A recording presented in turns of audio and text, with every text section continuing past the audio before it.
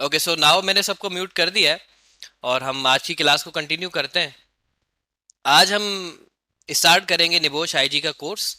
Course start करने से पहले समझते हैं इसके कितने चैप्टर्स हैं, कितने हम कौन सा किताब पढ़ने जा रहे हैं और इस किताब में हम क्या पढ़ेंगे, यानी एक ओवरव्यू हम समझेंगे इस किताब में हमने क्या पढ़ना है। एक बार आपका ओवरव्यू क्लियर हो जाएगा फिर इस किताब को समझना आपके लिए बड़ा आसान होगा। निबोश आईजी के दो एग्जाम है, एक unit IG one exam scenario based exam है, उसकी किताब हम सबसे पहले पढ़ेंगे। दूसरा इसका एग्जाम है रिस्क असेसमेंट। रिस्क असेसमेंट हम इसके बाद पढ़ेंगे।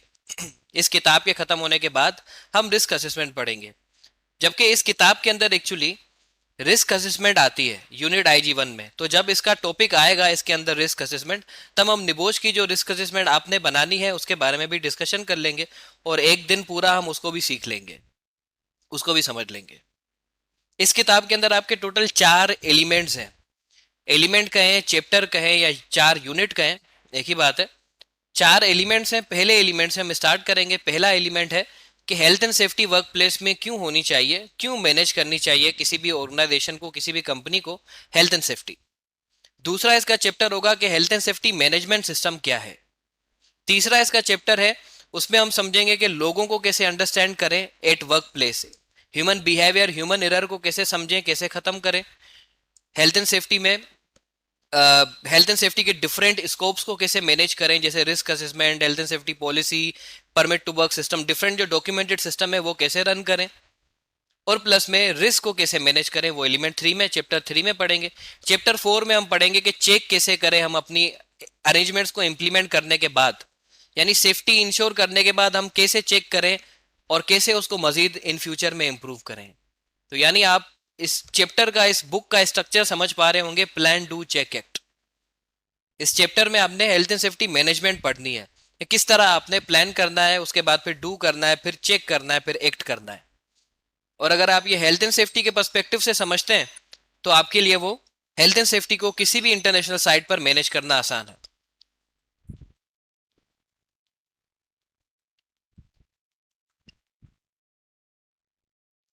ओके जी।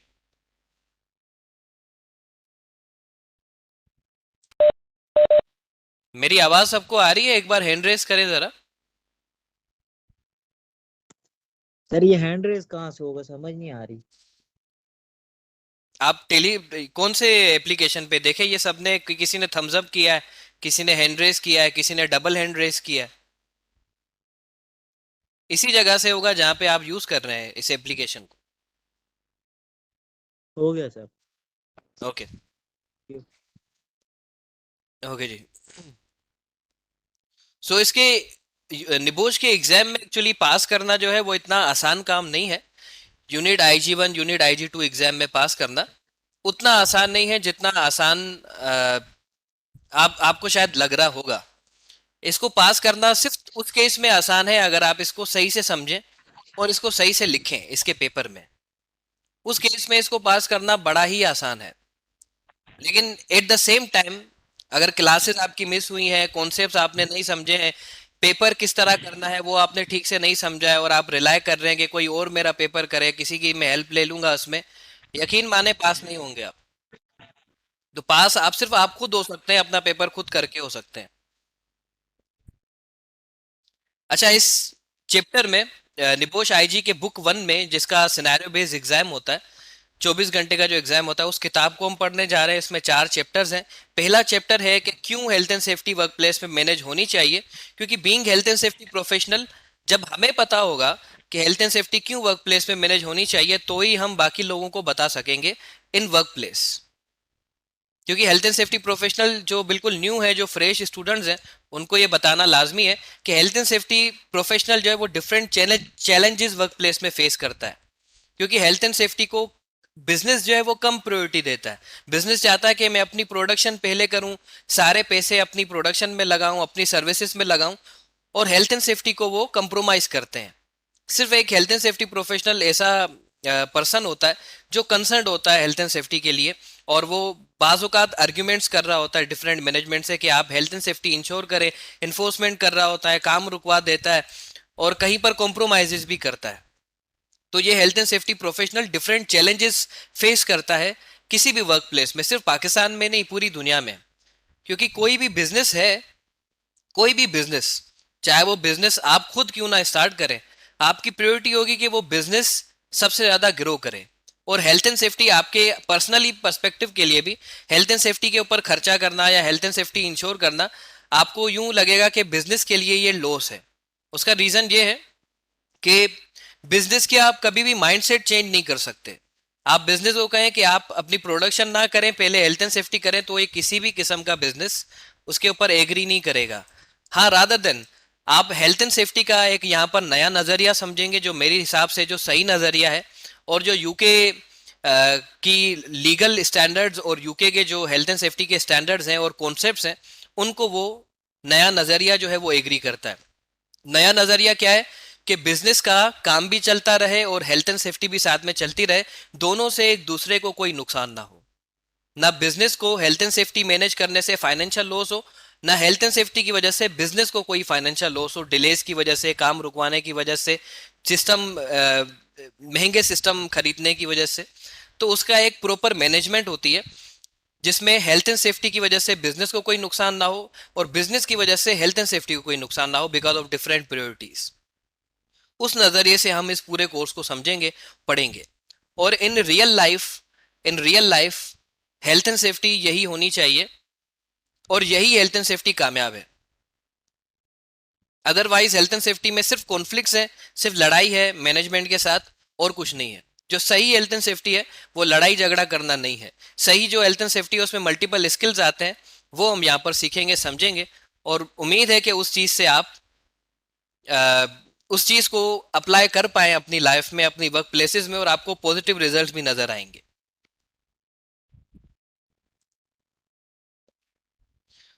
हम निबोश की ओवरऑल क्लासेस क्लासेस में क्लास 1 से लेकर क्लास आखिरी एंड क्लास तक, लास्ट क्लास तक, सिर्फ वही चीजें समझेंगे और वही चीजें पढ़ेंगे जो रियल लाइफ में एप्लीकेबल है। जो किताबी बातें हैं उनको हम ज्यादा प्रायोरिटी नहीं देंगे। यानी हम ये समझेंगे कि जो किताब में लिखा हुआ है इसको रियल लाइफ में कैसे किया जाए। अगर यहाँ लिखा हुआ है किताब में कि रिस्क असेसमेंट करनी है, तो रियल लाइफ में लिखा हुआ है permit to work system apply करना है, सही तरीका क्या है वो हम यहाँ पर पढ़ेंगे। ठीक है जी। तो सबसे पहला आपका जो चैप्टर है, एलिमेंट है, वो एक सवाल से स्टार्ट होता है कि क्यों बिजनेस में हेल्थ एंड सेफ्टी मैनेज होनी चाहिए। आप सबकी इसके ऊपर क्या राय है, क्यों एक बिजनेस को हेल्थ एंड सेफ्टी मैनेज करनी चाहिए?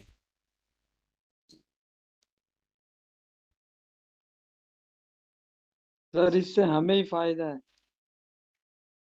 हमें फायदा है। सर इससे जो बिजनेस कर रहा है उसको भी बिजनेस फायदा ग्रो होगा भी और करेगा इंसानियत सर। भी अपनी सकती है, किसी को नुकसान ना हो, किसी की जिंदगी ना चली जाए।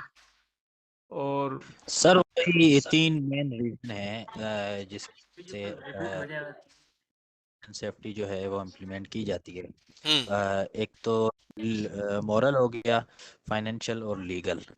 क्योंकि इखलाकी तौर पर भी हेल्थ एंड सेफ्टी होनी चाहिए। जैसे काम कर रहा है और यहाँ से जब जा रहा है तो वो कोई इंजरी है या किसी भी किस्म का खतरा ना हो उसको। एक तो ये चीज़। दूसरी बात कि कंपनी का भी नुकसान होता है उसमें। कंपनी का टाइम वेस्ट हो जाता है, प्रोडक्शन में डिले आ जाता है, ऐसे बहुत सारे मसले मसाइल हो जाते हैं।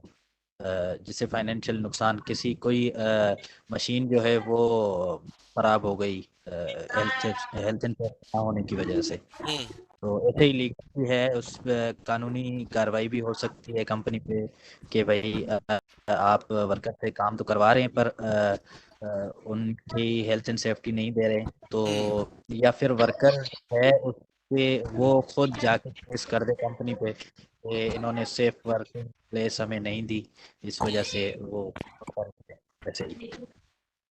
Okay, thank you so much. Anyone else? Sir यही तीन ही। Anyone else? Sir, there are three things to avoid legal action from जो हमारे इदारे हैं ठीक है, उनकी तरफ से लीगल एक्शंस को अवॉइड करने के लिए, फाइनेंशियल लॉसेस को रोकने के लिए, ओके और उसके अलावा सर और जो ह्यूमन डैमेज जो है, मतलब इंसानी जान को जो लाहक खतरात हैं, जो अमराज हैं, उससे बचाव के लिए। से बचाव के लिए। ओके अब हम बिल्कुल। एक यहाँ पर एक एक्टिविटी करते हैं। अ, एक वर्क प्लेस है। For example I am an MD of a company. मैं कंपनी का एमडी हूँ और वो कंपनी है केमिकल मैन्युफैक्चरिंग कंपनी। अब मैंने क्या किया है, आप सबको उस कंपनी में as a health and safety professional hire किया है। अब मैं करवाना चाह रहा हूँ एक न्यू स्कोप, अपनी बिल्डिंग को एक्सटेंड करवाना चाह रहा हूँ। मेरी बिल्डिंग जो है वो एक एरिया के ऊपर है, अब मैं डबल अपनी बिल्डिंग को एक्सटेंड करना चाह रहा हूँ, यानी कंस्ट्रक्शन मुझे करनी है इनिशियली अपनी बिल्डिंग को, अपने प्रीमिसेस को लार्ज करने के लिए, बड़ा करने, एक्सटेंड करने के लिए। तो मेरा ज़्यादा जो फोकस है वो डेडलाइन के ऊपर है। मैं चाह रहा हूँ जल्दी से मैं अपना काम पूरा करूँ और मेरा जो प्रोसेस है वो कंटिन्यू हो पाए। मेरी जो इंटेंशन है उस बिल्डिंग को बड़ा करने की, वो इंटेंशन है कि मैं चाहता हूँ मैं ज़्यादा केमिकल प्रोड्यूस करूँ, ज़्यादा केमिकल स्टोर कर पाऊँ और डिमांड ज़्यादा पूरी कर पाऊँ कस्टमर की। ये बीइंग अ एमडी, ये मेरा पॉइंट ऑफ व्यू है, पर्सपेक्टिव है, काम जल्दी करना। अब आप सब ने मुझे कन्विंस करना है कि क्यों हेल्थ एंड सेफ्टी उस प्रोजेक्ट में होनी चाहिए। आप कन्विंस करें। मैं स्पीक यस। सर, कन्विंस करने के लिए पहले हमें उनको डायरेक्ट कॉस्ट और इनडायरेक्ट कॉस्ट जो कि हेल्थ एंड सेफ्टी में होती है वो शो करनी होंगी। अब इसकी डायरेक्ट कॉस्ट डिफरेंट होती है जो कि नजर आती है, और इनडायरेक्ट कॉस्ट कुछ ज्यादा ही होती है, मतलब सेवरल इनडायरेक्ट कॉस्ट होती हैं। जस्ट लाइक इंसिडेंट की डायरेक्ट कॉस्ट और इनडायरेक्ट कॉस्ट होती है, इसी तरह हेल्थ एंड सेफ्टी की भी होती है। अब आप हेल्थ एंड सेफ्टी से काम करेंगे, आपकी एलटीआई जो लॉस्ट टाइम इंजरी है वो कम होगी। उससे ये होगा कि आपका डिले कम होगा, और जितना डिले होगा उसके लिए आपको ओवर टाइम भी नहीं फिर देना पड़ेगा, ओवर टाइम के लिए अल्टरनेटिव प्रोवाइड नहीं करना पड़ेगा, और कितना एलटीआई होता है ये सारा शो करना पड़ेगा। अब वर्कर्स अवेलेबिलिटी भी हमारी एक रिक्वायरमेंट होती है ना, कॉन्ट्रैक्टर्स मैनेजमेंट जिसको हम कहते हैं। तो ये सारी चीजें उनको शो करनी होती हैं पहले, मतलब बेनिफिट के बगैर तो कोई चीज आपको पता है कि वो कोई परमिशन नहीं मिलती कि ये होना चाहिए। हम्म तो बेसिकली उनको कॉस्ट सेविंग दिखानी होती है, कॉस्ट इफेक्टिवनेस दिखानी होती है, हम्म चाहे वो प्रोजेक्ट हो चाहे वो प्रोडक्शन एक्सटेंड करनी हो। हम्म आप मुझे कन्विंस करें। मैं नहीं मान रहा हेल्थ एंड सेफ्टी इंश्योर करने के ऊपर, आप मुझे कन्विंस करें। सर मैं वही सर सेम बात आ रही है कि अगर आप वहाँ पे हेल्थ एंड सेफ्टी इम्प्लीमेंट नहीं करेंगे तो सबसे पहले तो मॉरली आता है, आपका इखलाकी फर्ज है कि जो वर्कर आपके पास आ रहे हैं उनको सेफ वर्किंग एनवायरनमेंट आप प्रोवाइड करें। क्योंकि अगर वो उनको सेफ प्रोवाइड नहीं करेंगे आप वर्किंग एनवायरनमेंट, तो आपका फाइनेंशियल नुकसान भी हो सकता है। ठीक है, उससे खुदा ना खास्ता आग लग जाए आपकी कंपनी में, आपके किसी फ्लोर पे आग लग गई तो सारा पेंट, वो तो आपका फाइनेंशियल नुकसान होगा, आपकी बिल्डिंग, आपका मटेरियल और मशीनरी आपकी जाएंगी। और उसके बाद जो वर्कर्स की जाने भी जा तो कोई इंजरी भी हो सकती है, लाइफ टाइम वो किसी हादसे से वो माजूर हो जाएं तो वो भी, उनका भी नुकसान होगा। तीसरी बात ये है कि उसके बाद आपके ऊपर कोई केस भी हो सकता है कि आपने इतना काम तो किया है पर उनको आपने हेल्थ एंड मतलब सेफ वर्किंग एनवायरनमेंट आपने नहीं दिया, इस वजह से आपके ऊपर केस भी बन सकता है, जिसके लिए आपने बाद में हो सकता है कि पूरी लाइफ आप खुद भी जेल में गुजारें या फिर उनको फाइन वाइन भी देना पड़े बहुत सारा। तो ये है कि उससे ये होगा कि ऐसा ना हो कि आपकी वो जो पहले जो फर्स्ट ग्राउंड फ्लोर पे आप काम कर रहे हैं, जो आपका बिजनेस चल रहा है, ऐसा ना हो कि बाद में उस वो भी हो जाए, बजाय कि आप एक से दो करने के बजाय आपका वो पहला भी चला जाए। तो इसलिए आपके लिए यही है कि आपको हेल्थ एंड सेफ्टी वहाँ पे इम्प्लीमेंट करनी चाहिए। ओके अब बीइंग अ एम्प्लॉयर मेरा वही एक रिजिड बिहेवियर है टुवर्ड्स हेल्थ एंड सेफ्टी। अब मेरा बीइंग अ एम्प्लॉयर ये जवाब है, not being a health and safety professional, being a employer मैं आपको जवाब में ये कह सकता हूँ कि आपने जो भी हैजर्ड सजेस्ट किए हैं, जैसे फायर हैजर्ड आपने सजेस्ट किया, तो कंस्ट्रक्शन में fire is not a major hazard. Fire जो है वो रिफाइनरी में, टेक्सटाइल में और केमिकल मैन्युफैक्चरिंग कंपनी में, जिसका स्कोप इटसेल्फ केमिकल मैन्युफैक्चरिंग हो, वहां पर फायर एक मेजर हैजर्ड है। कंस्ट्रक्शन में फायर मेजर हैजर्ड नहीं है। कंस्ट्रक्शन में work at height and electricity are the major hazards. अब हम फायर की अगर अरेंजमेंट्स करेंगे तो फायर से हमें सेफ्टी से उतना यानी अगर हमारी आग लग जाती है तो हमें उसमें उतना नुकसान नहीं होगा पैसों का, जितना हम फायर सेफ्टी की अरेंजमेंट्स अगर यहाँ पर इंस्टॉल करें, और उससे हमें हमें पैसे जितने लगेंगे उतने पैसों का हमें आग लगने से भी नुकसान नहीं है। अब आप क्या करेंगे उस केस में? हमें तो फाइनेंशियल बजट में रहना है, हमें तो बजट में रहना है, हमें तो हेल्थ एंड सेफ्टी को भी बजट के हिसाब से चलाना है, बाकी चीज़ों को भी चलाना है। बिजनेस एक रिस्क मैनेजमेंट, अब समझे, रिस्क मैनेजमेंट जो है वो बिजनेस को हर रिस्क से बचाने की मैनेजमेंट है। हेल्थ एंड सेफ्टी उसका एक पार्ट है। रिस्क मैनेजमेंट का मतलब है बिजनेस को किस तरह फाइनेंशियल लॉस हो सकता है, एक एक्सीडेंट की वजह से हो सकता है तो एक्सीडेंट कंट्रोल करने के लिए हेल्थ एंड सेफ्टी मैनेजमेंट है। क्वालिटी खराब होने की वजह से हो सकता है तो उसके लिए क्वालिटी मैनेजमेंट सिस्टम है। एनवायरनमेंट को इम्पेक्ट करेंगे तो फाइनेंशियल लॉस होगा, उसके लिए इन्वायरमेंटल मैनेजमेंट सिस्टम है। एनर्जी का ज्यादा इस्तेमाल और ओवर कंजप्शन करेंगे तो उसमें फाइनेंशियल लॉस है, उससे कवर करने के लिए एनर्जी मैनेजमेंट सिस्टम है। तो हमारे पास सिर्फ health and safety management system नहीं है, हमारे पास दूसरे भी मैनेजमेंट सिस्टम्स हैं, और हमारे पास ये लिमिटेड बजट है। हम क्यों हेल्थ एंड सेफ्टी के ऊपर उतना खर्चा करें जितना हमें रिवर्स में उसका फायदा नहीं है? इस पे आपका क्या जवाब होगा? फायदा है सर। किस अगर तरह? हमारे पास एक्सीडेंट्स वगैरह अगर हमारे पास एक्सीडेंट्स होते हैं तो अल्टरनेटिवली प्रोजेक्ट डिले हो जाएगा, और प्रोजेक्ट डिले का मतलब अच्छा, हम प्रोजेक्ट को डिले नहीं करेंगे, हम एक्सीडेंट हो गया उसके बाद भी हम काम स्टार्ट कर सकते हैं। हमारे पास कानूनी स्टैंडर्ड भी उतना स्ट्रांग नहीं है जो एनफोर्स करेगा।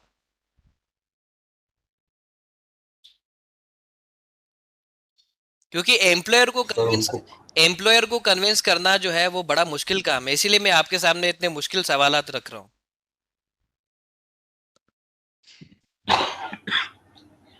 सर कन्विंस करने के लिए सबसे पहले हमें उन्हें ये बताना होगा कि एम्प्लॉयर के लिए आप जो आपका जो वर्कर है इनको सेफ एनवायरनमेंट है, और इनके जो सेफ्टी प्रोटोकॉल्स हैं उसको फॉलो किया जाए। सेफ्टी प्रोटोकॉल्स फॉर एग्जांपल वो वर्क एट हाइट के ऊपर है तो हमने स्कैप फोल्डिंग और ये चीज़ें इन्हें प्रोवाइड करनी है। फॉर एग्जांपल वो इलेक्ट्रिसिटी का काम कर रहे हैं तो हमें उसके पे electricity is the main hazard. For that reason, we should provide the PPE just like insulated gloves and each, that's everything we should provide it. Insulated tool as well as we should provide him insulated tools. So that's way we should convince him. We should ask him if you do this. So in that case, in that scenario, you can't face for any human injury, for human error. This is chances will be there, but very less chances. So you can do it and you can perform in that way. You should not treat for the loss of money, financial, and everything like that. Okay, being a employer, आपने जो control measure बताया है to prevent from electrical hazard, that is availability of insulated personal protective equipments like gloves. तो gloves इतने महंगे नहीं है, हम उनको मंगा सकते हैं। तो ये आपका जो कंट्रोल मेयर है इसके ऊपर मैं एग्री हूं, बीइंग ए एम्प्लॉयर। ठीक है जी। तो अब आप इसमें ये समझे कि एम्प्लॉयर को आप तमाम चीजों के ऊपर कन्विंस नहीं कर सकते। एम्प्लॉयर सिर्फ उस चीज के ऊपर कन्विंस होगा जिसमें उसे इतना फाइनेंशियल लॉस भी ना हो, कंडीशंस भी सेफ बन पाए, बिजनेस भी रन हो पाए और बाकी की मैनेजमेंट्स भी चल पाए। ये है असल हेल्थ एंड सेफ्टी, जो लॉ भी यही सजेस्ट करता है और रियल लाइफ में हेल्थ एंड सेफ्टी यही है। हेल्थ एंड सेफ्टी जैसे कोई भी मैनेजमेंट है, जैसे हेल्थ एंड सेफ्टी है, हेल्थ एंड सेफ्टी बिजनेस में इसीलिए है ताकि बिजनेस को फाइनेंशियल लॉस ना हो। यानी हेल्थ एंड सेफ्टी बिजनेस के लिए प्रायोरिटी नहीं है, बिजनेस के लिए प्रायोरिटी है फाइनेंशियल लॉस को कवर करना, और हेल्थ एंड सेफ्टी उसी चीज का एक कंट्रोल है। हेल्थ एंड सेफ्टी बिजनेस को फाइनेंशियल लॉसेस से बचा रहा है। तो आपका एम्प्लॉयर सिर्फ उस बात पे कन्विंस होगा, आपकी मैनेजमेंट सिर्फ उस बात पे कन्विंस होगी जिसमें आप उनको कोई फाइनेंशियल प्रॉफिट बताओ जो हेल्थ एंड सेफ्टी से कंपनी को होगा। उसका रीजन ये है, अब पहले समझते हैं हेल्थ एंड सेफ्टी में और बिजनेस में क्या फर्क है।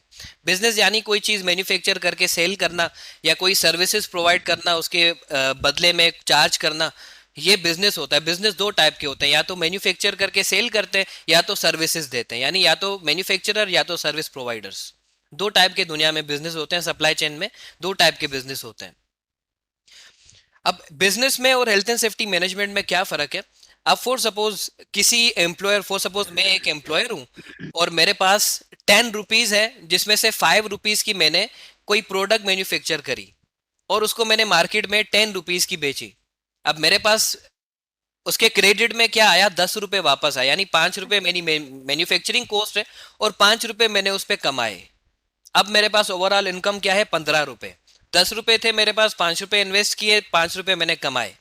लेकिन हेल्थ एंड सेफ्टी जो है उसके ऊपर भी इन्वेस्टमेंट होती है। Obviously health and safety without resources, without investment नहीं हो सकती बिजनेस में। उसके लिए पीपीज चाहिए, रिसोर्सेज चाहिए, कंसल्टेंसी चाहिए, ट्रेनिंग्स चाहिए, मटेरियल्स चाहिए, तो ही हेल्थ एंड सेफ्टी के ऊपर भी खर्चा होता है। लेकिन हेल्थ एंड सेफ्टी के ऊपर जो खर्चा हो रहा है, जैसे अब मेरे पास 10 रुपए है, 5 रुपए अगर मैं हेल्थ एंड सेफ्टी के ऊपर खर्चा कर रहा हूं तो मुझे उसके बदले में 5 रुपए अकाउंट में नहीं आएंगे। लेकिन जो 5 रुपए मेरे पास बाकी बचे अकाउंट में, वो जाने से बच जाएंगे। तो यानी हेल्थ एंड सेफ्टी जो है वो आपके अकाउंट में क्रेडिट नहीं करती, आपके अकाउंट से डेबिट ही होती है।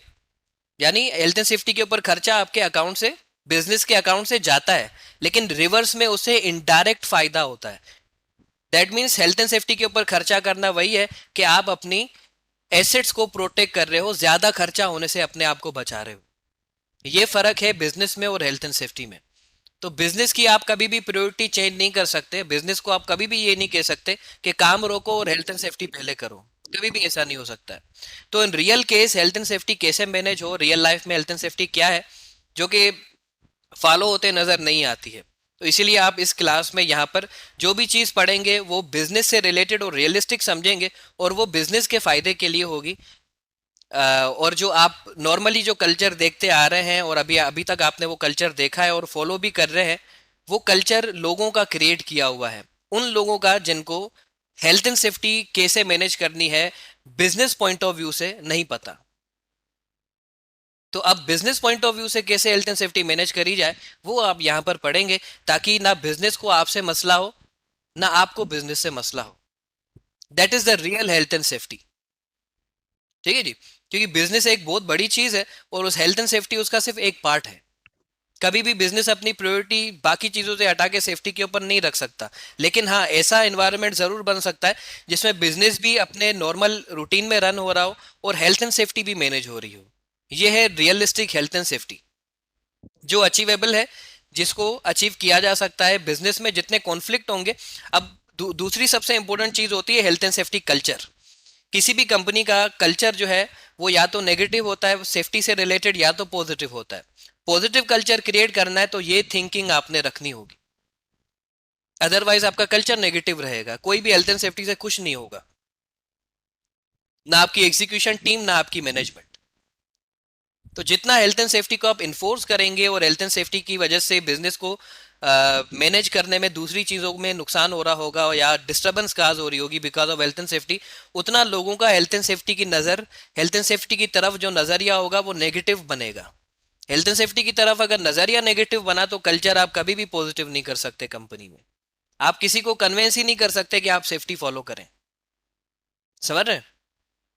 ये है negative aspect of enforcement and not managing health and safety in a point of view of business। ये सबसे पहली चीज, और ये डिफिकल्टी आप सब लोग फेस कर रहे होंगे, लेकिन इस डिफिकल्टी से कैसे बाहर निकलना है वो भी हम इसमें सीखेंगे। वो इस कोर्स का हिस्सा नहीं है, लेकिन मैं आपको अपने पर्सनल रिसर्च एंड एक्सपीरियंस से वो चीज शेयर करूंगा। अच्छा, सबसे पहले यहाँ पर निबोश ने ये बताया है कि क्यों एक वर्क प्लेस में हेल्थ एंड सेफ्टी मैनेज होनी चाहिए, क्यों health and safety work place में होनी चाहिए। उसके यहाँ पर उन्होंने 3 रीजन दिए हैं: moral reason, financial reason and legal reason. 3 reasons हैं। हम इन रीजंस को डिटेल में समझेंगे, लीगल फ्रेमवर्क समझेंगे हम पूरा, यानी हम यहाँ पर जो लीगल फ्रेमवर्क समझेंगे इंशाल्लाह उसके बाद आपको कभी भी सेफ्टी के लीगल स्टैंडर्ड्स को समझने में और फॉलो कराने में और उसकी कंप्लायंस पूरी करवाने में कभी जिंदगी में कभी भी आपको कोई कंफ्यूजन नहीं होगी। क्योंकि ज्यादातर लोग जो बैकग्राउंड होता है वो इंजीनियरिंग बैकग्राउंड होता है या बिजनेस बैकग्राउंड होता है, उनका लीगल बैकग्राउंड नहीं होता। अब हेल्थ एंड सेफ्टी में आ जाते तो अब हेल्थ एंड सेफ्टी प्रोफेशनल को तो लीगल रिक्वायरमेंट भी पूरी करवानी है, तो वो कैसे करवाई जाए उसमें सबको कंफ्यूजन होती है, वो भी हम यहाँ पर क्लियर करेंगे। ओके, स्टार्ट करेंगे हम बिल्कुल इंट्रोडक्शन से, जो हमने कल भी समझा था, हेल्थ, सेफ्टी और वेलफेयर। हेल्थ, सेफ्टी, वेलफेयर, ये तीन चीजें हैं जो हेल्थ एंड सेफ्टी प्रोफेशनल ने इंश्योर करनी होती हैं वर्क प्लेस में। इनको सेफ बनाना होता है या इनको मैनेज करना होता है। हेल्थ यानी absence of any ill health और मेडिकल कंडीशन। ठीक है जी, हेल्थ का मतलब है जहां पर बीमारी ना हो, डिजीज ना हो, या बीमारी का या इल हेल्थ का, मेडिकल कंडीशन का रिस्क ना हो, वो work place healthy work place, वो कंडीशन हेल्दी कंडीशन है, वो पर्सन हेल्दी पर्सन है। तो हेल्थ यही है जहां पर एब्सेंस हो डिजीज और इल हेल्थ की।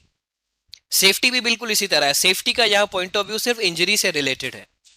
हमने कल समझा था कि क्यों हम हर सिस्टम को डिफरेंशिएट करते हैं, क्यों हम हर सिस्टम को अलग पॉइंट ऑफ व्यू से पढ़ रहे हैं यहाँ पे, ताकि हमारा फोकस जो है वो एक सिस्टम पे इंडिविजुअल हो और हम ज्यादा डिटेल में कंट्रोल कर पाए, चीजों को ज्यादा फोकस कर पाए। अगर हेल्थ और सेफ्टी में कंफ्यूजन होगी तो हम सिर्फ इंजरी को कंट्रोल करेंगे, हेल्थ हमारे नजरिए से निकल जाएगी। ठीक है जी। सेफ्टी का यहाँ पर मतलब है इंजरी, यानी अगर आपकी वर्क प्लेस में इंजरीज काज हो रही हैं तो आपको सेफ्टी कंट्रोल करने की जरूरत है, सेफ्टी इंश्योर करने की जरूरत है। अगर आपकी वर्क प्लेस में बीमारी हो रही है तो हेल्थ इंश्योर करने की जरूरत है। सेफ्टी का मतलब है absence of risk of serious personal injury. Personal injury का रिस्क आपने रिड्यूस कर दिया या कम कर दिया या खत्म कर दिया, तो आपने क्या किया, हेल्थ एंड सेफ्टी इंश्योर किया आपने। Safety is directly related to the injury. Safety मतलब इंजरी, यानी सेफ्टी जो है वो इंजरी से रिलेटेड टर्म है। आपने इंजरी को कंट्रोल किया, आपने सेफ्टी इंश्योर की। आपने बीमारी को कंट्रोल किया, आपने हेल्थ इंश्योर की। और जो हेल्थ, सेफ्टी और वेलफेयर तीनों को जो नुकसान पहुंचा रहा है वो हैजर्ड्स होते हैं। कुछ हैजर्ड वो होते हैं जो हेल्थ इशू करते हैं, कुछ हैजर्ड वो होते हैं जो इंजरी काज करते हैं। ठीक है जी। हेल्थ एंड सेफ्टी में जो भी खतरा है वो हैजर्ड है, लेकिन हैजर्ड की फिर अलग अलग किस्में हैं, अलग अलग कैटेगरीज हैं। कैटेगरीज किस बिहाफ पे है, उनके असर के बिहाफ पे। कोई हैजर्ड जो है वो हेल्थ इशू काज कर रहा है तो वो बायोलॉजिकल हैजर्ड है, कोई हैजर्ड इंजरी काज कर रहा है, फिजिकल हैजर्ड है, कोई केमिकल अगर कोई नुकसान काज कर रहा है तो वो केमिकल हैजर्ड है, कोई ऐसा हैजर्ड है जो इंसान की मेंटल वेलबींग को नुकसान पहुंचा रहा है तो वो साइकोलॉजिकल हैजर्ड है। इस तरह फिर हैजर्ड की डिफरेंट कैटेगरीज हैं, उसके नुकसान पहुंचाने के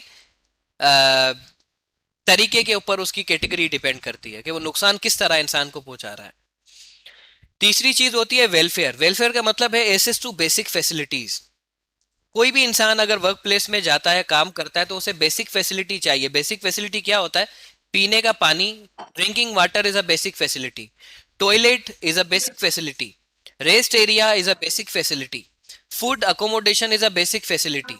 जहां पर काम कर रहे हैं वहां पर लाइटिंग हो, ये बेसिक फैसिलिटी है। वहां पर साफ सफाई हो, हाउस कीपिंग हो, वो बेसिक फैसिलिटी है। इसे हम कहते हैं वेलफेयर। और हेल्थ एंड सेफ्टी प्रोफेशनल का वेलफेयर से भी ताल्लुक होता है, दो तरह से होता है।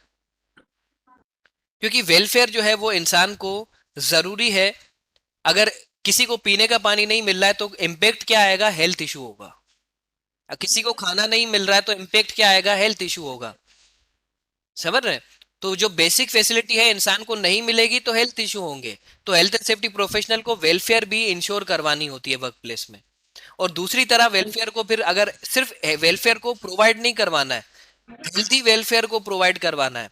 अब आपने पीने का पानी तो दे दिया लेकिन कंटामिनेटेड वाटर है तो वो इंसान को बीमार कर सकता है। तो वेलफेयर के अंदर सिर्फ दो रिक्वायरमेंट्स आती हैं, अवेलेबिलिटी एंड हाइजीन।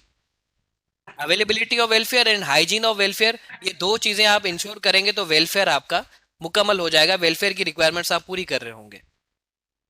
क्लियर है? Yes sir. That's good. Sir जी सर।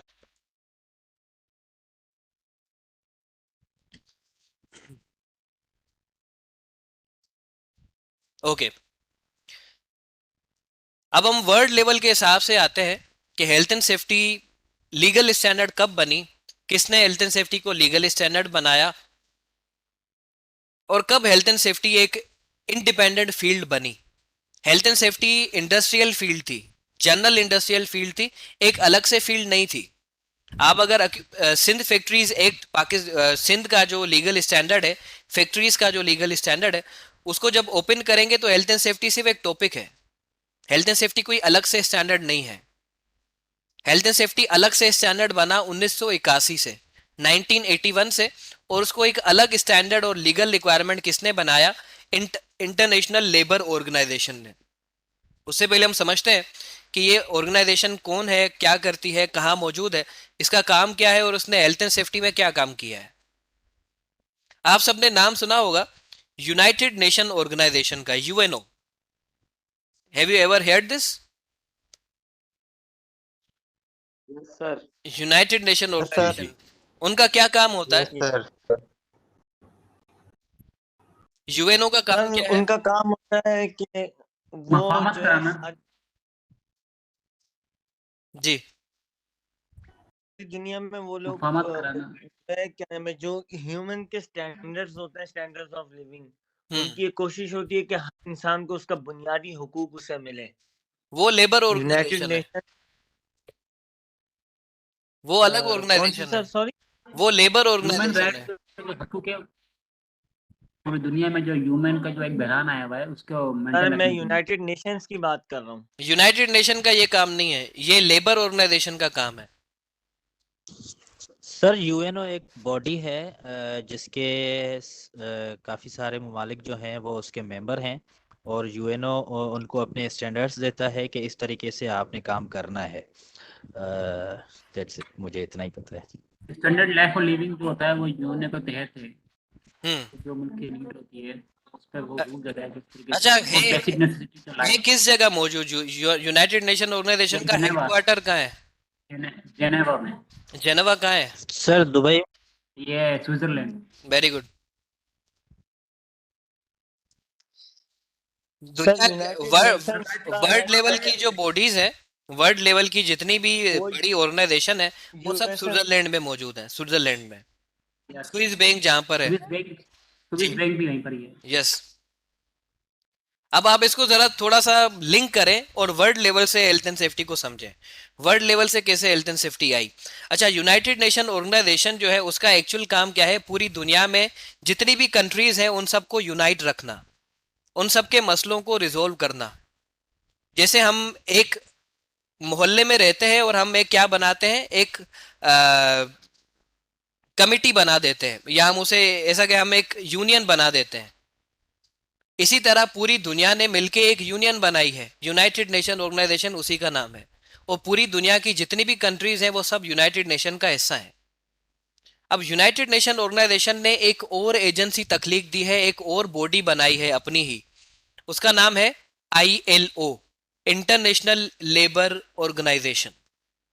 इंटरनेशनल लेबर ऑर्गेनाइजेशन ये भी यूनाइटेड नेशन का ही एक हिस्सा है, लेकिन ये एक अलग बॉडी है, बनाई यूएनओ ने ही है इसको, international labour organisation. International labour organisation क्यों बनी? उसके पीछे ये रीजन था कि पूरी दुनिया में बिजनेस को रन करने वाले उतने लोग नहीं हैं, यानी बिजनेसमैन उतने नहीं हैं जितने वर्कर्स हैं पूरी दुनिया में। अगर देखा जाए तो 97 to 98% जो लोग हैं एक कंट्री के अंदर, एक स्पेसिफिक कंट्री के अंदर, वो वर्कर्स हैं। वर्कर फिर किसी भी नौयत का हो सकता है, लेबर भी हो सकता है, ऑफिसर भी हो सकता है, इंजीनियर भी हो सकता है, डायरेक्टर भी हो सकता है, यानी जो बिजनेस से सैलरी ले रहा है और उसके बिहाफ पे काम कर रहा है, वो इंटरनेशनल लेबर ऑर्गेनाइजेशन की नज़र में वो वर्कर है और लेबर है। समझ रहे? तो उन क्योंकि इतनी बड़ी तादाद में वर्कर्स हैं जो अलग अलग बिजनेसेस में काम कर रहे हैं, और इंसान की ये रेगुलर रूटीन है कि वो बिजनेस से ही मुंसलिक होता है, उसी से वो किसी ना किसी बिजनेस का काम कर रहा होता है। जैसे आप सब हैं, किसी ना किसी कंपनी में हैं, या इंशाल्लाह इन फ्यूचर जाएंगे, तो आप बिजनेस का काम कर रहे हैं, किसी बिजनेस को रन करने में आप कंट्रीब्यूट कर रहे हैं। तो क्यों ना वो बिजनेस आपकी भी ज़रूरतों को, आपकी भी सहूलियात को और आपके भी फंडामेंटल राइट्स को पूरा करे। तो इसीलिए इस कॉन्सेप्ट को सामने रखने के लिए, लेबर को उनके हकूक देने के लिए, लेबर को उनके राइट्स देने के लिए, वर्कर्स को उनके बिजनेस से रिलेटेड राइट्स और हुकूक देने के लिए इंटरनेशनल लेबर ऑर्गेनाइजेशन बनाई गई है। क्लियर है यहां तक? Okay sir clear. जी सर क्लियर है यहाँ सर क्लियर है सर। ओके जी, जो बिल्कुल फ्रेश है वो क्वेश्चन करें अगर नहीं समझ में आ रहा है तो। अच्छा, अब इंटरनेशनल लेबर ऑर्गेनाइजेशन जिसे हम आईएलओ कहते हैं, जब इंटरनेशनल लेबर ऑर्गेनाइजेशन बनी उसके बाद उन्होंने लोगों के, वर्कर्स के राइट्स के ऊपर काम करना शुरू कर दिया। क्योंकि वर्कर्स जो है वो किसी बिजनेस में काम करते हैं तो सेफ्टी भी उनका एक राइट है, सेफ्टी भी उनका एक बुनियादी हक है। अगर वो किसी के बिजनेस में काम कर रहे हैं तो कौन चाहेगा कि वो काम करते इंजर्ड हो जाए? ना वो खुद चाहेगा, ना उसकी फैमिली चाहेगी, ना सोसाइटी के लोग चाहेंगे कि कोई भी पर्सन बिजनेस में काम करते हुए इंजर्ड हो जाए, डेथ काज हो जाए या डिसेबल हो जाए हमेशा के लिए। तो सेफ्टी भी एक बुनियादी हकूक है लेबर का। सेफ्टी के ऊपर इंटरनेशनल लेबर ऑर्गेनाइजेशन ने काम किया 1981 में, 1981 में इंटरनेशनल लेबर ऑर्गेनाइजेशन ने उसके लिए क्या किया, एक प्रोग्राम स्टार्ट किया जिसे हम कहते हैं वर्ल्ड लेवल सर्वे। उस सर्वे का नाम था सेफ वर्क प्रोग्राम।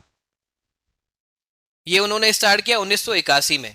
इस प्रोग्राम के अंदर उन्होंने क्या किया, उन्होंने जितने भी कंट्री मेंबर्स थे, क्योंकि जो आईएलओ के मेंबर्स हैं, जो यूएनओ के मेंबर्स हैं, वो आईएलओ के भी सारी कंट्रीज मेंबर्स हैं।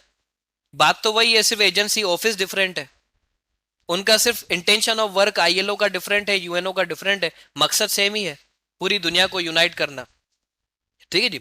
तो क्या किया, पूरी दुनिया को उन्होंने कहा कि आप सब आपके कंट्री में जितने भी एक्सीडेंट्स रिकॉर्ड हुए हैं, पाकिस्तानी मेंबर को कहा कि आपके कंट्री में जितने एक्सीडेंट रिकॉर्ड हुए हैं एक साल में वो लेके आए। इंडियन मेंबर को कहा, रशियन मेंबर को कहा, चाइनीज मेंबर को कहा, जितने भी कंट्री के मेंबर्स थे सब अपनी अपनी रिपोर्ट लेकर पहुंच गए कि जी हमारे कंट्री में इतने accident near miss ill health report हुए। तो जब आईएलओ ने, इंटरनेशनल लेबर ऑर्गेनाइजेशन की मैनेजमेंट ने उन सब इंसिडेंट्स को जब सम किया, एक दूसरे के साथ ऐड किया और एनालिसिस किया, तो पता चला उनको कि पूरी दुनिया में उस एक साल के अंदर, जिस साल का ये प्रोग्राम उन्होंने बनाया था 1981 का, एक साल के अंदर 3.5 लाख फेटल एक्सीडेंट हुए पूरी दुनिया में जो रिपोर्ट हुए। रियल नंबर इससे कई ज्यादा है क्योंकि कंपनीज एक्सीडेंट छुपा देती हैं। रियल नंबर इससे कई ज्यादा है, ये सिर्फ वो नंबर है जो रिपोर्ट हुआ, जो कानून को पता चला, गवर्नमेंट को पता चला। ठीक है जी। तो 3.5 लाख फेटल एक्सीडेंट हुए उस साल के अंदर। 2.75 मिलियन वर्क रिलेटेड फेटलिटीज हुई। 2.75 27 लाख मिलियन फेटलिटीज, 27 लाख फेटलिटीज उस साल के अंदर हुई। एवरेज है। किस वजह से हुई? सिर्फ एक्सीडेंट्स की वजह से। 2.4 million fatalities from occupational diseases. 2.4 million fatalities जो है वो ऑक्यूपेशनल डिजीजेस की वजह से हुई। 24 लाख जाने गई बीमारियों की वजह से। 270 million accidents and 160 million disease are due to work. Total number of accident जो है, जिसमें फेटल, माइनर, मेजर सारे एक्सीडेंट शामिल हैं, वो है 270 मिलियन एक्सीडेंट्स पूरी दुनिया में रिकॉर्ड हुए। 160 मिलियन डिजीज रिकॉर्ड हुई, ओवरऑल नंबर है। और इन सारी चीज़ों की वजह से, इन इतने number of accidents, ill health की वजह से, जो वर्किंग डेज लॉस हुए, जो कंपनीज का काम रुका, जो लोग नहीं आ पाए, उनके बिहाफ पे काम कंपनी पूरा नहीं कर पाई, तो ये जो सारा प्रोडक्शन का टाइम लॉस हुआ, उससे पूरी दुनिया को 4% लॉस हुआ जीडीपी में। जीडीपी का मतलब है ग्रोस डोमेस्टिक प्रोडक्ट, यानी जीडीपी एक कंपनी का भी हो सकता है, एक मुल्क का भी हो सकता है और पूरी दुनिया का भी हो सकता है। जीडीपी का मतलब है कि पूरी दुनिया ने एक साल के अंदर जो मैन्युफैक्चर किया उसको बेच के कितना कमाया, that is GDP, gross domestic product. या सर्विसेज कितनी दी और उससे कितना कमाया। तो पूरी दुनिया के जो जितने भी बिजनेसेस हैं पूरी दुनिया में, 4% उनके जीडीपी में लॉस हुआ, रिडक्शन हुई। किस वजह से? सिर्फ ऑक्यूपेशनल एक्सीडेंट्स और इल हेल्थ की वजह से। तो यानी अब देखा जाए तो हेल्थ एंड सेफ्टी एक इकलौते इंसान का मसला नहीं है, एक कंपनी का मसला नहीं है, एक मुल्क के अंदर जो जितनी भी कंपनीज हैं उनका मसला नहीं है, ये पूरी दुनिया का मसला है।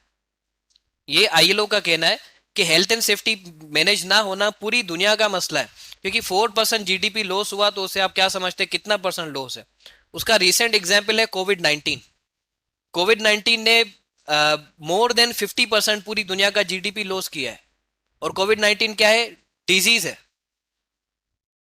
जो कि एक इंटरनेशनल इमरजेंसी है और ऑक्यूपेशनल डिजीज भी है, फैलती है, वर्क प्लेसेस पे भी फैलती है।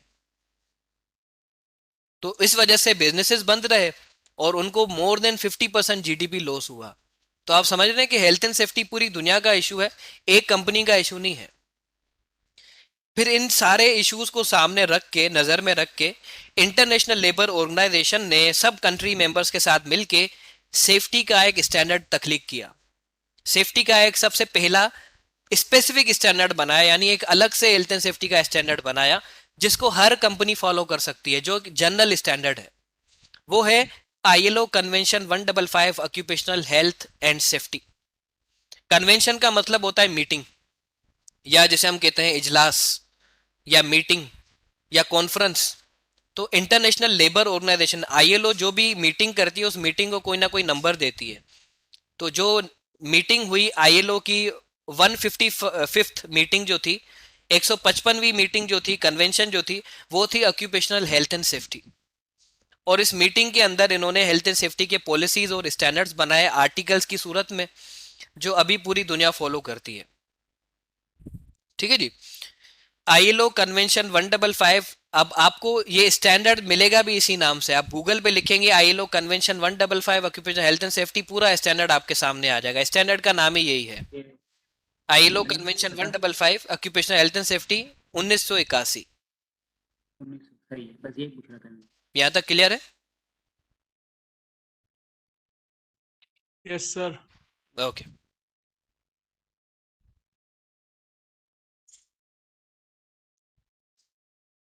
अब हम समझते हैं मोरल रीजंस क्या है हेल्थ एंड सेफ्टी मैनेज करने के। फिर हम समझेंगे फाइनेंशियल रीजन क्या है, फिर हम समझेंगे लीगल रीजन क्या है। लीगल में आपने ज्यादा फोकस करना है कि मोरल और फाइनेंशियल आपके लिए हो सकता है आसान हो। लीगल रीजंस को समझने के लिए इस आउट ऑफ द कोर्स भी हम काफी सारी चीजें समझेंगे। Excuse me sir.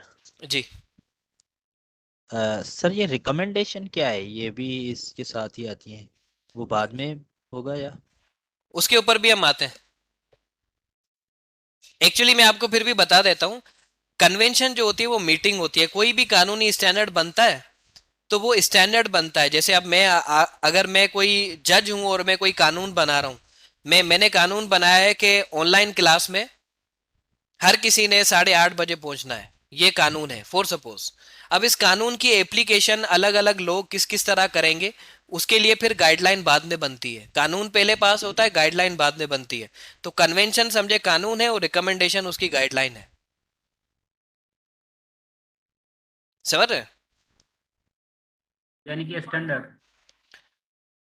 उस कानून को कैसे पूरा किया जाए, रिकमेंडेशन उसकी डिटेल है, गाइडलाइन है।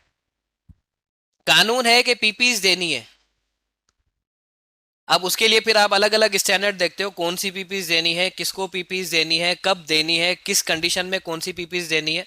उसके लिए फिर आपको गाइडलाइन चाहिए ना, क्योंकि हर हर जगह पर तो सेम कंडीशन नहीं है। तो रिकमेंडेशन यही होती है कि उस कानून को कैसे पूरा किया जाए, उसकी डिटेल होती है अलग अलग कंडीशन में। गाइडलाइन होती है एक्चुअली। कन्वेंशन स्टैंडर्ड होता है, रिकमेंडेशन उस स्टैंडर्ड की गाइडलाइन होती है, एप्लीकेशन होती है। क्लियर है? जी सर क्लियर है। ओके। नाउ मोरल रीजन हम समझते हैं। सबसे पहला रीजन है मोरल रीजन या इखलाकी रीजन। इखलाकी रीजन आप कैसे बयान करेंगे? आप, मैं फॉर सपोज एम्प्लॉयर हूं, आप मुझे इखलाकी रीजन पे कन्विंस करें क्यों हेल्थ एंड सेफ्टी बिजनेस को फॉलो करनी चाहिए। इखलाकी रीजन में, फाइनेंशियल और लीगल पे ना जाइएगा, सिर्फ इखलाकी रीजन में। सर अगर कोई एक बंदा वर्कर काम करता है तो उसकी वो काम करता है इसलिए क्योंकि फैमिली को सपोर्ट कर सके, अपने घर वालों को सपोर्ट कर सके। अगर उस काम में फर्टिलिटी हो जाती है तो उसके साथ जितने भी कनेक्टेड पीपल्स हैं, स्टेक होल्डर्स हैं, वो सारे फाइनेंशियल अफेक्टेड होती है होंगे। हमेशा। हम्म, सही है, बिल्कुल सही है। उसके बाद उसके बाद सर वो फाइनेंशियली भी डिस्टर्ब हो जाएंगे, और फैटिलिटी तो इंसान को तो कोई नेमो बदल नहीं है ना, इसलिए वो सारी चीजें अखलाकियात में आ जाती है, फिर मुआशरे पे भी असर होता है, और उससे फिर बिजनेस में भी अफेक्ट आता है कि बिजनेस कम्युनिटी में पता चलता है कि यहाँ फैटिलिटीज होती हैं, फिर उसकी जो प्रोडक्ट सेल होती है वो कम हो जाती है indirectly. Okay, anyone sir else? जी एक्चुअली फैटिलिटी एक वर्कर की समझें कि नहीं है।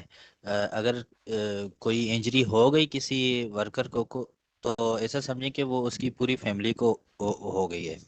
तो यही बात जो अभी भाई ने बताई कि उस बंदे की जो फैमिली है वो सारी डिस्टर्ब हो जाएगी। एक बंदा है, कमाने वाला है, घर पे आ रहा है लेके, उसको कुछ हो गया तो फिर उनके घर का कैसे जो है वो सिस्टम चलेगा। तो इसलिए इखलाकी फर्ज है हम पे कि उनको सेफ वर्किंग एनवायरनमेंट प्रोवाइड करें। मुझे सिर्फ वो रीजन बताएं जिसमें मेरा पैसों का फायदा हो बस, क्योंकि मैं एम्प्लॉयर हूँ, मुझे सिर्फ बिजनेस को रन करना है और मुझे सिर्फ पैसे नजर आते हैं। अब आप मुझे वो रीजन दें।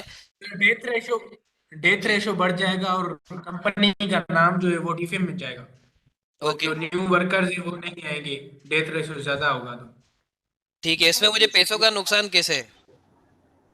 बेसिकली सर आप पैसों अगर का नुकसान ये है कि आपके पास वर्कर्स कम होंगे और प्रोडक्शन कम मैं होगी। वर्कर्स मुझे हर गली कोने से मिल जाएंगे।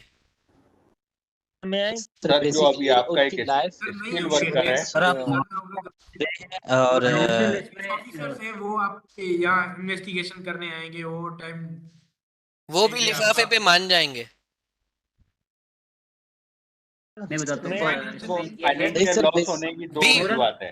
बी प्रैक्टिकल, मुझे प्रैक्टिकल रीजन दे के मनवाएं। अली भाई ये है कि सर मोरल आप से फाइनेंस मुराद ये पूछें है या प्रैक्टिकल रीजन इज अगर हम जो है क्या नाम है वो इस चीजों को मेंटेन नहीं करेगा, उसकी डिफेमेशन होगी, मार्केट के अंदर उसकी वैल्यू खराब होगी, लोग उसके पास ऑर्डर्स नहीं आएंगे, लोगों को पता चल जाएगा, लोगों की नजर में एक जो इंसानों के साथ हमदर्दी होती है वो खत्म हो जाएगी उसके साथ जो होगी। These are the main reason. Okay, that's good. Hello sir अगर आवाज आ किसी रही है? वर्कर को इंजरी और होगी सर तो कुछ वो तो होते हैं। कंपनी पे केस कर सकता है, हमें कंपेंसेशन भरनी पड़ेगी उसकी, तो वो फाइनेंशियल लॉस होगा हमें। मोरल सर से ये होगा, सब थोड़ा सिर्फ नाम बदनाम हो मोरल, जाएगा उसका। ठीक अगर है। कोई एक्सीडेंट होता है तो उसका नाम बदनाम हो जाएगा, मार्केट में जो एक नाम है उसका, सबसे बड़ा नुकसान यही है सर मोरल फर्स्ट का। ऑफ ऑल तो इट्स अ लीगल रिक्वायरमेंट, अगर आप लीगल रिक्वायरमेंट को फॉलो नहीं करेंगे तो आपका बिजनेस चल ही नहीं सकता। पाकिस्तान की अलग बात है, लेकिन इंटरनेशनली तो ये फॉलो अप होते हैं लीगली, अब पाकिस्तान बिजनेस बंद हो जाता है। पाकिस्तानी एम्प्लॉयर को और अंग्रेज एम्प्लॉयर को कन्विंस करने का अलग अलग तरीका है सर। अब मैं आपसे जो तरीका एक्सपेक्ट कर रहा हूँ वो पाकिस्तानी एम्प्लॉयर को कन्विंस करने का तरीका समझना चाह रहा हूँ। अंग्रेज तो हो जाएगा, उसके उसके ऊपर तो कानूनी दबाव पहले से ही होगा। पाकिस्तानी की तरीका ये होगा कि सर इन्वेस्टिगेशन होगी, आप लिफाफा दोगे, पैसा खर्च होगा, बंदे मर जाएंगे, नाम वो खराब तो होगा। आपको पाकिस्तान में ये बिजनेस चलेगा, अफेक्ट पाकिस्तान में इस तरीके से कर सकते हैं। चीजें, तो सर उससे बेसिकली आपका आप अगर उनके वो सेफ्टी के प्रोटोकॉल्स को अगर अपने एम्प्लॉय को फॉलो नहीं करवाएंगे, जिसकी सूरत में आपको किसी इंजरी को फेस करना पड़ता है, देन भी तो आपकी पॉकेट से वो कैपिटल तो लगना है ना। तो आप उस कैपिटल को सेव करने की वजह से, ताकि आपको कल किसी मुश्किल का सामना ना करना पड़े, इसलिए आपको आज की जो सेफ्टी का प्रोटोकॉल है उसको आज की डेट में आपने इम्प्लीमेंट करवाना जरूरी है। ओके, लेकिन इसमें सारा आपने फाइनेंशियल और लीगल बताया है, इखलाकी रीजन क्या है? सर इखलाकी रीजन बेसिकली देखें, हमने जो एनवायरनमेंट अपने एम्प्लॉय के लिए या जो भी वर्कर हमारा हमने साइट पर या किसी भी एक एक्टिविटी के अंदर हमने असाइन किया है, बेसिकली उसकी लाइफ की मतलब सेफ्टी भी तो हमारी रिस्पॉन्सिबिलिटी है ना। जब हम इन एक्शंस को परफॉर्म करेंगे मींस कि हम उसकी लाइफ की सेफ्टी को भी वो मेजर कर रहे हैं। अब दरमियान देखिए, हादसात को तो एक मतलब जेन्युइन रीजन है, हम हादसे को नहीं रोक सकते, लेकिन किसी मुश्किल से बचने के वो एहतियाती तदाबीर हम कर सकते हैं। आप ये भी कह सकते हैं कि एहतियाती तदाबीर करना सुन्नत भी है। बेशक सर। हाँ, ये भी आप कह सकते हैं। जी बिल्कुल। बिल्कुल सर। Exactly, sir.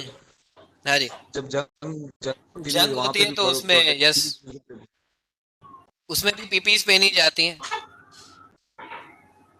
जी जी बिल्कुल ऐसा ही। हाँ जी।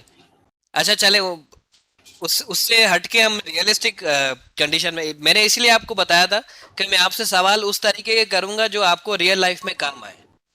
वरना कोर्स आपको कोई भी पढ़ा देगा कि जी ये लीग मोरल रीजन है, इखलाकी रीजन है, वो पढ़ के भी आपकी सोच में और आपकी अप्रोच में कोई तब्दीली नहीं आनी है, टू बी ऑनेस्ट, सिर्फ पढ़ के कोर्स को। ठीक है जी। तो जो रियलिस्टिकली हो सकता है, या मैं आपसे सवाल करूंगा ही ऐसे जो रियल लाइफ प्रॉब्लम है, ताकि आप उनको डील करने के काबिल बने। Moral reasons to manage health and safety. अच्छा, मोरल का, इखलाक का मतलब होता है एक्सपेक्टेशन। एक्सपेक्टेशन कैसे? अब जैसे मैं एक वर्कर हूं और मैं किसी कंपनी में जाता हूं, तो मेरी उस कंपनी से कुछ एक्सपेक्टेशन होती है कि मैं वहां पर सेफ रहूं, मुझे अपना जान का कोई वहां पर नुकसान ना हो, मुझे सैलरी टाइम पे मिले, मुझे फैसिलिटीज मिले, मुझसे अच्छा बिहेवियर रखा जाए कंपनी में। मेरी कुछ कंपनी से क्या होती है, एक्सपेक्टेशंस होती हैं। इसी तरह मेरी एक्सपेक्टेशन है, मेरे तमाम को वर्कर्स की भी कंपनी से एक्सपेक्टेशन है, मेरे घर वालों की भी कंपनी से एक्सपेक्टेशन है। और जो एक कंपनी में फॉर सपोज 1000 वर्कर काम कर रहे हैं, 1000 वर्कर के फिर 1000 फैमिलीज होंगी, 1000 फैमिलीज की भी उस कंपनी से एक्सपेक्टेशन है, जिसे हम कहते हैं पूरी सोसाइटी की एक्सपेक्टेशन है। एक बिजनेस से पूरी सोसाइटी की एक्सपेक्टेशन है कि वो अपने वर्कर को सेफ रखें, अपने लोगों को सेफ रखें। तो ये जो एक्सपेक्टेशन है, यही इखलाकी रीजन है।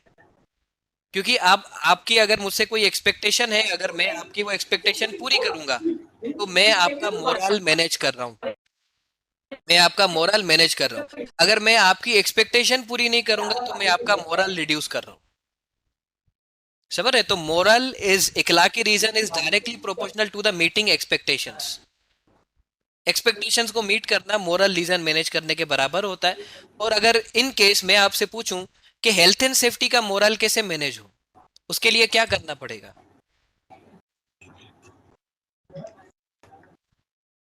स्टैंडर्ड को फॉलो कर। एक बिजनेस हेल्थ एंड सेफ्टी का मोरल कैसे मैनेज कर सकता है? Providing safe work place. Very good. Providing safe work place, providing safe conditions, providing safety equipments, educating workers in safety.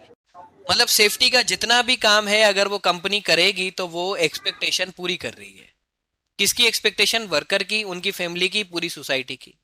यानी सेफ्टी का काम करना ही मोरल एक्सपेक्टेशन को पूरा करना है। वो सेफ्टी का कोई भी काम हो सकता है, ट्रेनिंग देना, इंस्पेक्शन करना, मेंटेनेंस करना, हर उस काम से जिस काम से सेफ्टी इंश्योर हो रही है, जिस काम से सेफ्टी इंक्रीज हो रही है, हर वो काम करने से मोरल रीजन फुलफिल होगा, क्योंकि उससे सेफ्टी की एक्सपेक्टेशन पूरी होगी।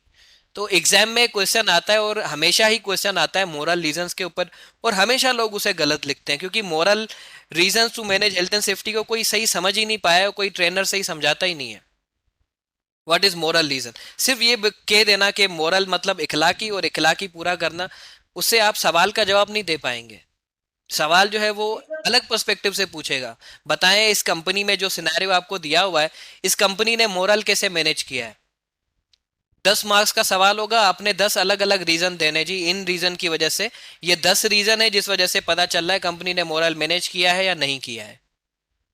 तो वहां पर फिर आपको और ज्यादा डिटेल में चीजें देखनी पड़ती हैं। तो इसीलिए इस कोर्स को डिटेल में पढ़ना समझना जरूरी है। सिर्फ इसका ओवरव्यू समझ लेना से आप पास नहीं हो सकते इस कोर्स में। ओके जी, यहाँ तक क्लियर है?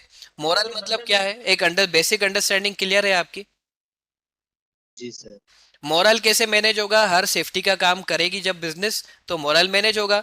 और मोरल रिड्यूस कैसे होगा? जब सेफ्टी का काम नहीं करेगा बिजनेस। अपोजिट, वर्कर की नीड पूरी नहीं होगी, वर्कर को कंप्लेंट्स होंगी, वो कंप्लेंट आप फुलफिल नहीं कर रहे होंगे, उनकी सेफ्टी की जरूरियात पूरी नहीं कर रहे होंगे, उनको सेफ नहीं रख रहे होंगे, पीपीज नहीं दे रहे होंगे, यानी जो भी सेफ्टी का काम है वो नहीं करेंगे, तो मोरल रिड्यूस होगा। सेफ्टी का काम उनको करके देंगे, सेफ्टी इंश्योर करेंगे, तो मोरल इंक्रीज होगा या मोरल मैनेज होगा। क्लियर है?